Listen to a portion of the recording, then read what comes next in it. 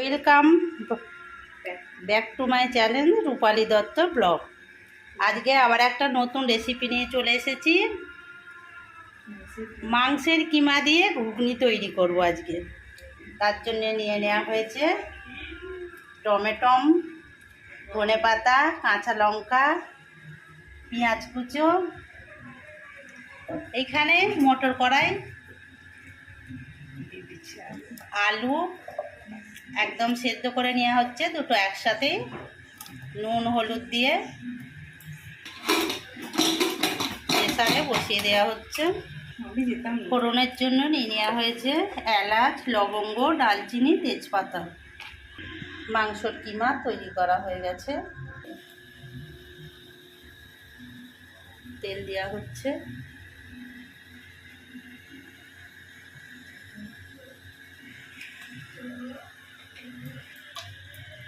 তেজপাতা দেওয়া হচ্ছে,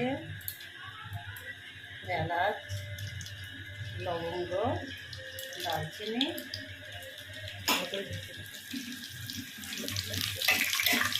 একটু ভালো করে লাল লাল করে ভাজাবো। এবারে দিয়ে দেবো কাঁচা লঙ্কা আর পেঁয়াজ কুচি।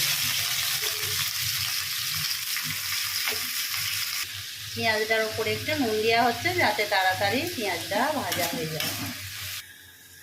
এবারে টমেটো মুনো দিয়ে দেওয়া হলো।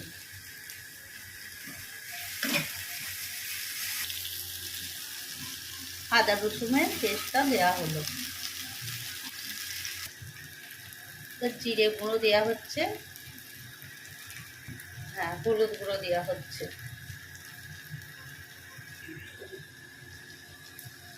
চিনি 1 চামচ দেওয়া হচ্ছে। কিমাটা, মাংসের কিমাটা দেওয়া হয়ে গেল। নুন দেওয়া হচ্ছে। মাংস কষা হয়ে গেছে, মশলাটা কষা হয়ে গেছে। এবারে আলু আর মটর কড়াইটা দিয়ে দেওয়া হবে। আলু এই যে সেদ্ধ করে পেস্ট করে রেখেছি, মটর কড়াই সেদ্ধ করা আছে, এবারে দিয়ে দেবো।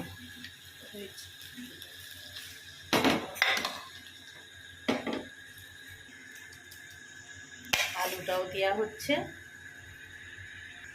পরিমাণ মতন জল দেওয়া হয়েছে। আমাদের তো কাঁচা লঙ্কার হচ্ছে, এটা গুঁড়ো লঙ্কার নয়, যার জন্যে কালারটা একটু হালকা কালার হয়ে যাচ্ছে। এবারে ধনে পাতাটা উপরে দিয়ে দেওয়া হলো।